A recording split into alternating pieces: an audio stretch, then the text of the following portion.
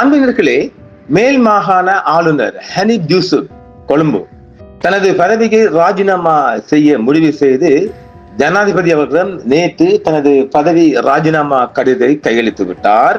நேற்றே நடந்து முடிந்து விட்டது. சரி, என்ன காரணமாம்? வெளிநாட்டு முதலீடுகளை ஈர்க்கும் வகையில் ஜனாதிபதியின் விசேட தூதுவர் பணிகளில் முழுமையாக கவனம் செலுத்துவதற்கான இந்த முடிவை எடுத்து அதாவது இவருக்கு 2 பதவி. ஒன்று என்ன? மேல் மாகாண ஆளுநர் plus special invoice for foreign direct investment, அதாவது வெளிநாட்டு நிதிகளை ஈர்ப்பதற்கான ஒரு பதவியாக சொல்றாங்க. அதாவது வெளிநாட்டு முதலீடுகளை ஈர்ப்பதற்கான ஒரு பதவி சொல்றாங்க. இல்ல, சரி, வேற என்ன காரணம்? சர்ச்சை அண்மையில் சமூக ஊடக செயல்பாட்டாளர்களுக்கு மடிக்கணனிகள் லேப்டாப் வழங்கி விவகாரம் தொடர்பில் எழுந்த விமர்சனங்களும் அழுத்தங்களுமே இந்த திடீர் ராஜினாமுக்கான காரணம் என அரசியல் வட்டாரங்களில் பேசப்படுகிறது. புதிய ஆளுநர் ஒருவர் நியமிக்கப்படும் வரை மாகாண நிர்வாக பணிகளுக்காக அவர் தற்காலிகமான பதவியில் நீடிப்பார் என்றும் சொல்லி இருக்கின்றார். நேற்றே அவர் தன்னுடைய ராஜினாமா கடிதத்தை ஜனாதிபதியிடம் உத்தியோகபூர்வமாக கையளித்து விட்டார். அவங்க சொல்ல காரணம் இதான். என்னது? வெளிநாட்டு நேரடி முதலீடுகளுக்கான ஜனாதிபதியின் விசேட தூதுவர் பதவி ஒன்று எனக்கு போதுமானது மற்றும் அவரது குடும்ப பொறுப்புகள் ஆகியவற்றுக்கு இடையே சமநிலையை பேணுவதிலுள்ள சவால்கள் காரணமாகவே இந்த முடிவை எடுத்துள்ளதாகவும் குறிப்பிட்டால், அவர் மிகப்பெரிய பணக்காரர், சம்பளத்துக்காக போகல, மிகப்பெரிய ஒரு பிசினஸ்மேன்.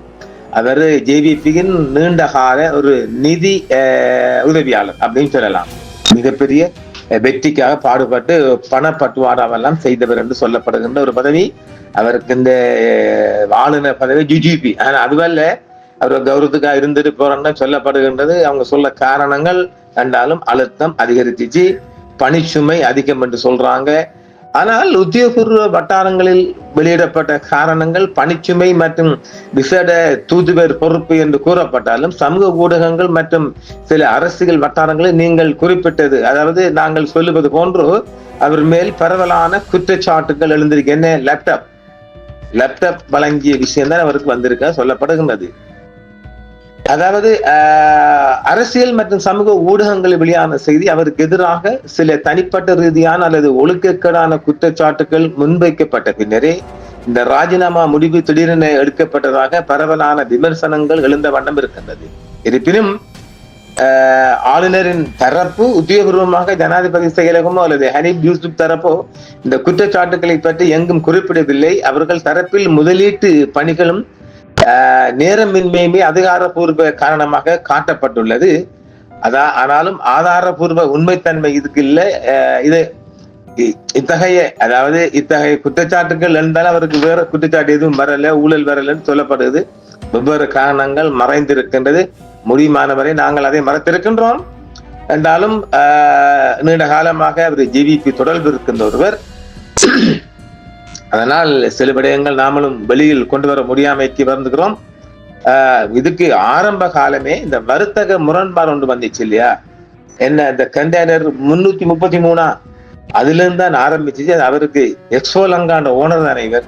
இந்த வர்த்தக முரண்பாடுனா கன்ஃபிளிக்ட்ஸ் ஆஃப் இன்ட்ரெஸ்ட் சொன்ன போலமாண்டால் அவர் எக்ஸோலங்காட ஒரு ஓனர், நிறுவனத்தின் ஸ்தாபகர் மற்றும் ஒரு முன்னணி தொழிலதிபர் என்பதால் அவர் ஆளுநர் பதவியை வைக்கும் போது அவரது தனிப்பட்ட வர்த்தக நலன்களும் பொது நிர்வாகத்திற்கும் இடையே முரண்பாடுகள் ஏற்படுவதாகவே சில விமர்சனங்கள் வெளியாகுது. இந்த வேளையில நீங்க எடுத்துக்கொள்ளுங்க, இதற்கு முன்னர் கொழும்பு துறைமுகத்தில் இருந்து சோதனையிடப்படாமல் விடுவிக்கப்பட்டதாக கூறப்படும் 323 நாம செய்தி தந்திருக்கிறோம் கொள்கலன்கள் கண்டெய்னர் அவருக்கு தொடர்பு இருப்பதாக சமூக ஊடகங்களில் குற்றச்சாட்டுகள் பரவின. எனினும் இந்த குற்றச்சாட்டை அவர் முற்றாக மறுத்து சிஐடியிடம் முறைப்பாடு செய்திருந்தார் என்பதும் இங்கு ஒரு செய்தியாக தந்திருக்கின்றோம். இவைகள் தான் அவர் மேல் ஏற்பட்ட குற்றச்சாட்டுகள். ஏனெனில் மிகப்பெரிய ஒரு குற்றச்சாட்டும் இந்த ராஜினாமாவுக்குள் இருக்கின்றது. அவ்வளவுடன் இந்த செய்தி நிறுத்திக் கொள்ளலாம். செய்தி தந்திருக்கின்றோம் நேர்களே. மற்றும் ஒரு மிக முக்கியமான செய்தியுடன் இன்றைய சந்திப்பு. நன்றி நேர்களே. என்றும் உங்களுடன் சன்ரைஸ் இந்தியா டிவி சப்ஸ்கிரைப் பண்ணுங்கள், பெல் பட்டனையும் கிளிக் செய்யுங்கள். உங்கள் ஆதரவே எங்கள் சேவை. ஆதரவு தாருங்கள், அரவணைப்போம். மறக்காம சர்ப்ரைஸ் பண்ணுங்க. தேங்க்யூ.